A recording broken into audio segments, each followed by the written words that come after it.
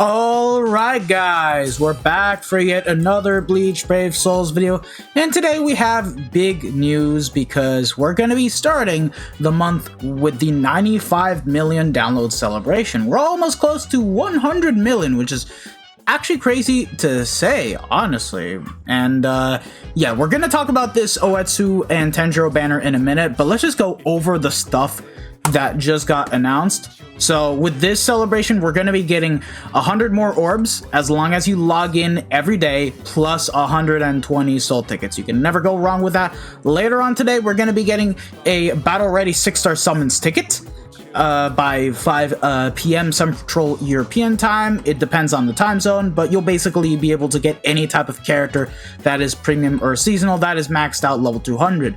And then there's going to be special rewards that, well, it's not that special. You do get 10 orbs by completing all the orders, and that's pretty much about it. Just do 2 guild quests, do 50 PvP matches, and do 50 co-op quests or epic raids.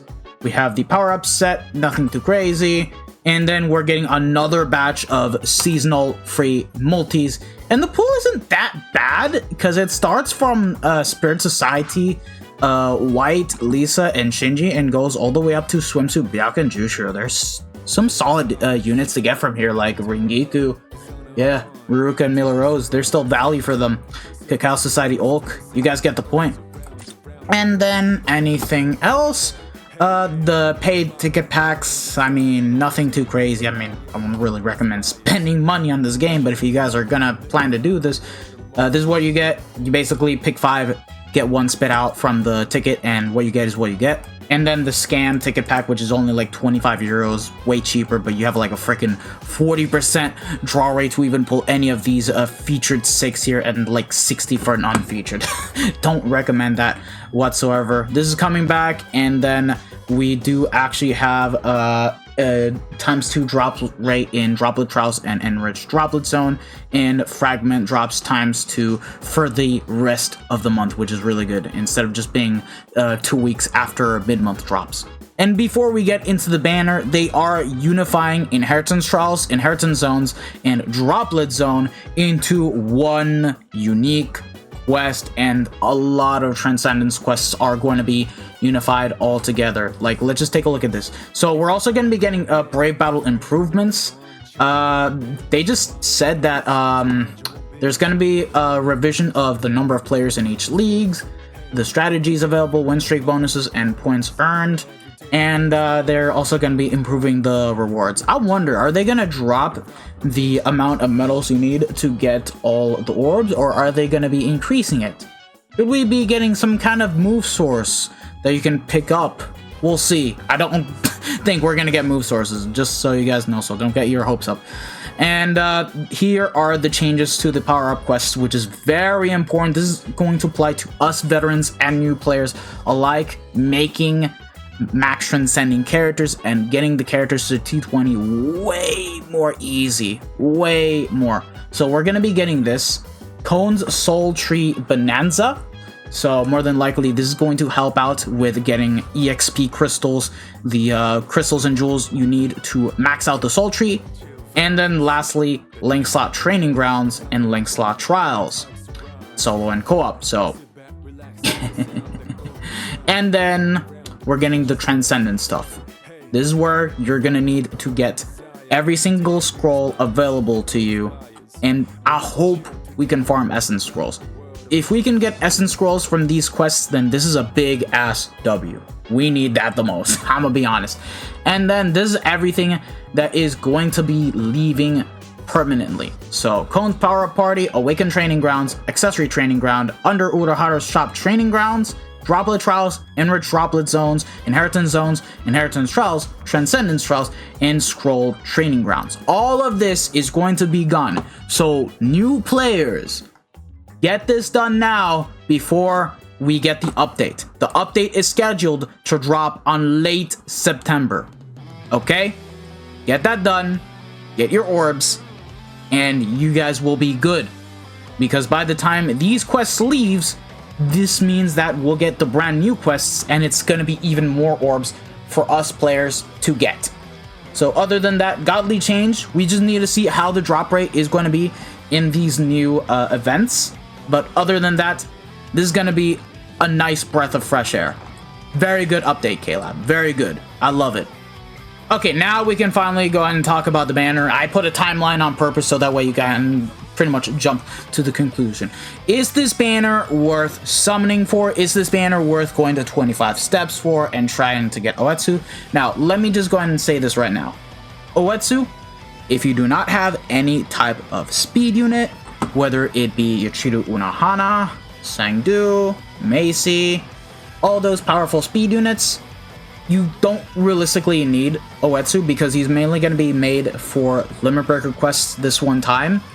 And if you have Yuha with dupes invested into him, at least 2-5 or max transcended, you don't need Oh-Etsu. If you do not meet any of these requirements whatsoever, and you do not have a really good melee no affiliation killer, and you do not have a really good speed character, then there you guys go. That's your reason for summoning for Oh-Etsu, and I wish you guys the best of luck if you guys are planning to pull for him. And then Tenjiro, he's just sadly another GQ Nat character only meant for GQ. So, that's pretty much about it, and he's going to be meant for ranged human killer, which we're going to jump into it. Now, Oh-Etsu is a very different character that they decided to completely switch things up around. So he has no affiliation killer plus, which is a 40% killer effect rate, and also has an EX move, which is going to be a lunging attack. Nice to see these kind of extra moves. Keep in mind, you're always going to have to wait for like an extra 60 seconds to use the attack again. Doesn't buff, debuff, it's just another attack. And then they basically made this character into a character that cannot inflict ailments. But this is interesting because let's just go and get right into it. So for the 6-star abilities, he does pick up Frenzy +2, damage to enemies not afflicted by an ailment of 100%. We're going to call this Purity, just so that way it's going to be easier to name. Also has Long Stride, strong attack recharge time of -12%, fire immunity, poise break, weaken defense, and bombardment +1. And because this character is going to have the gauge mechanic, every time you activate the gauge, you have extra 30% cooldown reduction rate. So your strong attacks are going to come back even faster. When you always start a quest, you'll have the gauge filled up by 70%, meaning that you only need to do a couple attacks, and you'll have the gauge ready to go. And as you kill enemy mobs, this Gauge Rampage skill is going to help with filling it up faster. Think of it as Rampage, but instead of increasing the damage you do, you just basically increase the gauge meter. And the gauge effect that you get out of this, he gets Frenzy +1 and 100% Berserker. And alongside the innate abilities, Sprint +2, Havoc of 20%, and Marauder. So Guard Break plus Nullify melee resistance. So yeah, once you get the gauge active, this guy actually has Frenzy +3 with 100% Berserker and 140% Purity, which is a lot of damage for a character that cannot inflict ailments. And his kit is also really good because he has the same kit as Unohana. Only difference is that he has a standard full screen SA3. So 3k length beam, 870 lunge, and then you have a 1200 radius full screen. So other than that, the character is pretty good. My concern is going to be in Guild Quest because he might be the very first ever character to perform nicely, but you do need to get the gauge always out and be active because that's the only way Oh-Etsu can get away with being good, because when you don't factor in the gauge in base, he's basically just a slightly better Conquered Ichigo, because Conquered Ichigo only had Frenzy +2 with 100% Purity. Here, it's basically Frenzy +2, 100% Purity, and of course, you do have the extra 40% from the Soul Trait. So just slightly better once you get the gauge active. Yeah, you'll get the extra Frenzy, and you'll get the extra Berserker. So it's going to be interesting to see. It's just that you cannot inflict ailments. And the one thing you guys need to be careful when it comes to using him in Guild Quest is how you're going to be composing the team for melee no affiliation. If you bring Yami and the likes of Spirits Are Forever Redo Soifun, the moment they inflict status elements against the boss, you're losing the 140% damage. I'm just letting you guys know. Momentarily though, because it's only against that boss, and then any character that isn't afflicted by an ailment, the character will be completely fine, but there's that to take into consideration. So if you guys want the best team composition, Wonderweiss, and you do need the likes of Christmas Nelliel, who is a booster and can provide shields. But that's pretty much about it. What else? Oh, this character will not be able to take advantage of the likes of Akon and Shinji, because those are characters that are going to be buffing overall damage when you inflict ailments. This character is not inflicting ailments, so you're not going to be able to take advantage of this whatsoever. Oh yeah, and he's a Squad Zero character, not a captain, which I forget. So it'll be interesting to see how well he'll do in Guild Quest. I don't think he's going to replace Yuha, but at the same time, I could be very wrong. For every single quest, he'll be fine. Sure, he doesn't have Pierce Iron Skin. That is the only major setback that this character has, but at the end of the day, dude, once you get the gauge active, he'll be completely fine. Like, hello, Frenzy +3, 140% Purity, and Berserker 100. You don't have to worry about that in Inheritance Trials. You're doing enough DPS to kill the mobs anyway, so it's not that big of an issue. And next up is going to be Tenjiro. Now, like I stated before, he's just a GQ nat character meant for GQ only. So he has Human Killer Plus, 40% killer effect rate in there as well, 35% normal attack damage with Sprinter +2, Freeze Immunity, and Sharpshooter.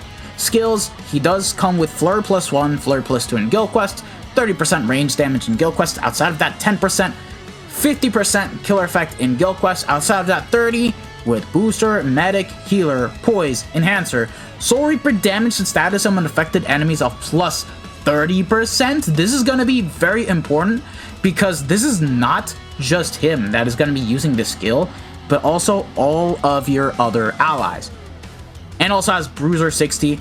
Combine this with the Soul Trait, yeah, you have 95%, and then a debilitator of +5 seconds. Now, for ranged human, the unfortunate part about this is we do not have a good lead that is a Soul Reaper. The best lead for that is Quincy Ichigo, and I have to be honest, Quincy Ichigo alone is not going to be able to cut it for this upcoming ranged human Guild Quest because his kit is not good. The 18% shave combined with the 3k length beam is not enough to get a good crowd control. You can miss a lot of enemy mobs. It doesn't matter if you do direct damage to the boss, you still need to take care of those enemy mobs out there, and Quincy Ichigo is a no affiliation unit. He's not going to be getting the buff. I hope this is going to be a setup for the next SP ranged human lead, because we need that. If you guys ask me, Tenjiro should have been the SP unit, not an ad character, which is very unfortunate. Now, that being said, this character provides value outside of his own Guild Quest rotation, okay? Because, hear me out. Alright, so he's going to be boosting on the second Straw attack and has the booster skill, okay? That is already 43% extra focus to your main lead, for starters. Secondly, you're going to be getting this. Team Party, Soul Reaper damage, status element, affected enemies of 30%. This is irregardless of what kind of attribute you are. If you're a speed character, technique, mind, power, heart, you're going to be getting this skill no matter what. The only requirement you need to meet is that the character is a Soul Reaper. So in this kind of case, hear me out, Tenjiro is going to be replacing Akon. How? Simple. Oh-Etsu is going to be able to give out the 43% extra focus by boosting on the SA2. You're getting this, which is 30%. Okay, sure, it's 30% compared to 40%, but here's the thing, you're making it up because you're boosting on the SA2. And if you guys have the Mugetsu link, which I'm certain that the amount of players that have already started before the 9th anniversary more than likely have gone to 10 steps, picked him up from the pity ticket, and pulled him. This character is going to be better than Akon for the likes of Yachido Unohana and for the likes of 9th anniversary Kenny. Because 20% strong attack damage buff from Mugetsu, this, and once again, he's boosting. And don't even think about saying, oh, I can use the Mugetsu link on Akon. No. Akon buffs strong attack damage per character, not affiliation. Mugetsu buffs it per character, so it's not a same name skill and it will not be able to stack.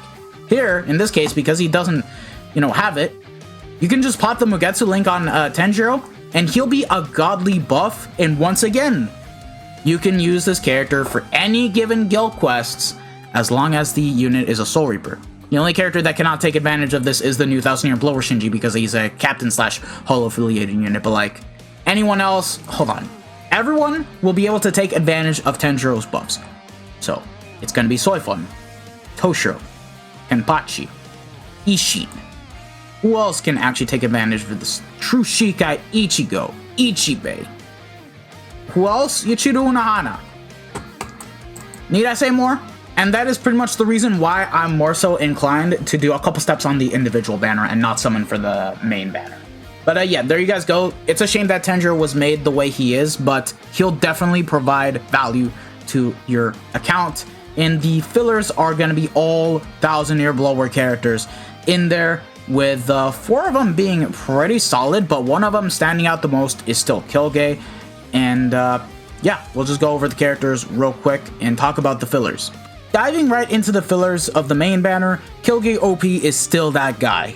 He is about to become a year old tomorrow, and he is still a top 10 best unit in the game and top 3 best heart units in the game overall, with the fact that he has Frenzy +2, Havoc of 20%, 80% SP boost, full stam 20% with damage to drained enemies of 40%, heart attribute strong attack recharge of 20% when moving in between the quest areas, and helps buff other heart units alongside Rampage. Kill 50 enemies, you get 100% damage. So yeah, it's basically a better multiplier compared to Purity.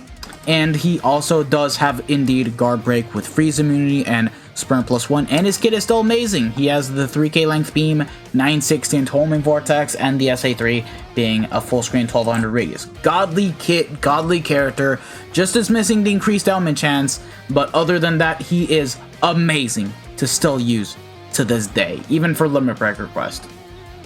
Up next, Bambi. Unfortunately, I cannot exactly say the same thing. She came out alongside Kilgay and was mainly made for the ranged Captain Gil quest, and before it even got revamped, we used to have the nuking meta. So for that time, Bambi was a great nuker, but then it changed, and she did not really age the best, and she was the first character to ever get the barrage attack SA2.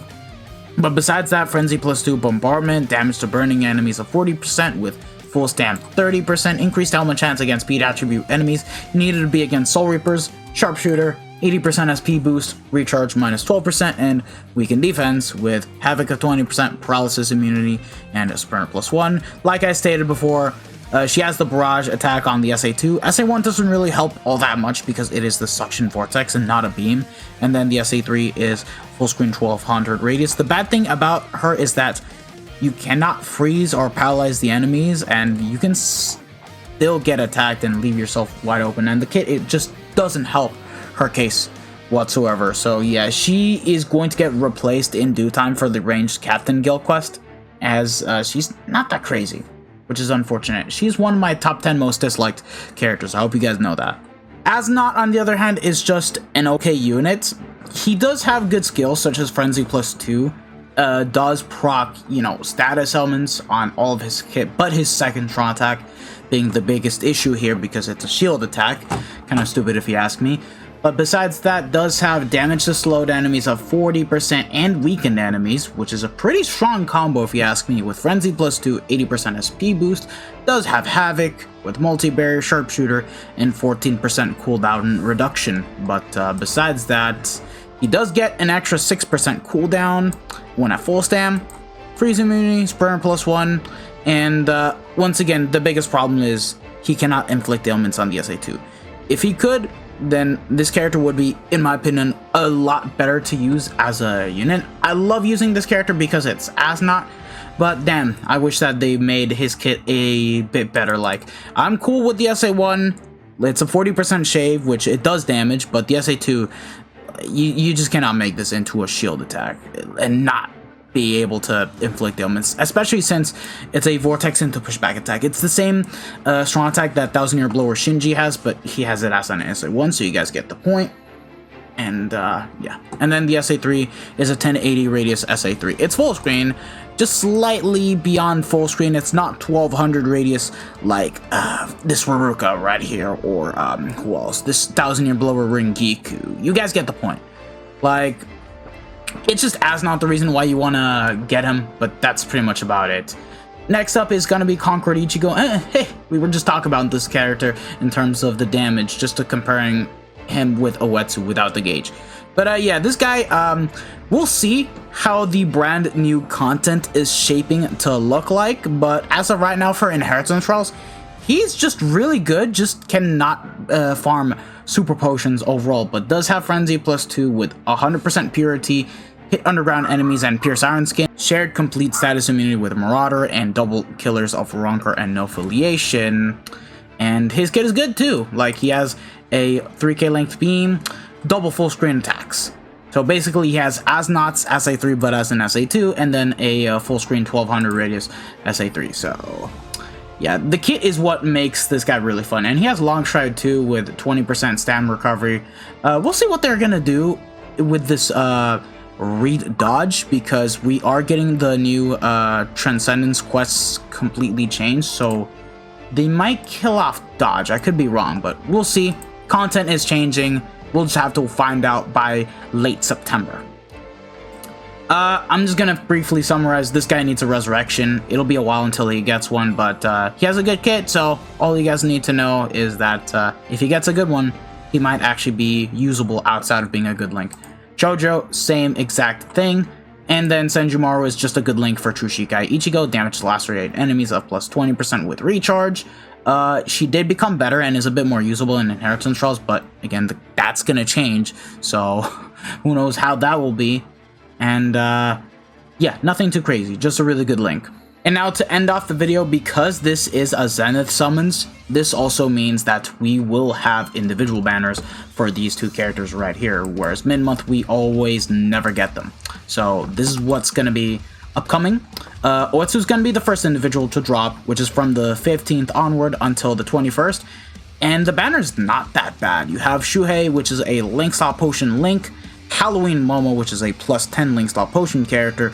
This little net is just and nothing crazy. There's no value for this character. And then Oko, who is a Brave Battle counter, but like he's kind of unusable. Like I cannot think of a scenario where you can pretty much run this character, and he's gonna be mainly dodging captains. I guess you can use him as a staller for Sajin, but you need him like 5/5 max transcended with a crap ton of defense. Not really worth it. So there's that. And next up is going to be Tenjiro, and he'll be available from the 21st onward. And his banner is, in my opinion, bad. It's not good. I mean, there's Parasol Rukia, which, sure, I guess, but I'm not going to talk about her. I think I've ran enough for one day with Rukia, so yeah. Let me know if you guys are going to summon. I'm going to be skipping. Mainly going to do some discounts for Tenjiro. Oh-Etsu, I don't plan to summon at all because I already have a Max Transcended Yuha for Melee No Affiliation Guild Quest that does really good on his own. And then, of course, well, I have other speed characters like Unohana is still really good. Let me just go ahead and pull him up. Unohana is still one of the queen for speed. Kenny, the Speed King. Sangdu, really good. And if I want to use a character that does not inflict elements, guess what? I have Senjumaru right here. So, like, I don't need Oh-Etsu as much. That being said, thank you guys for watching.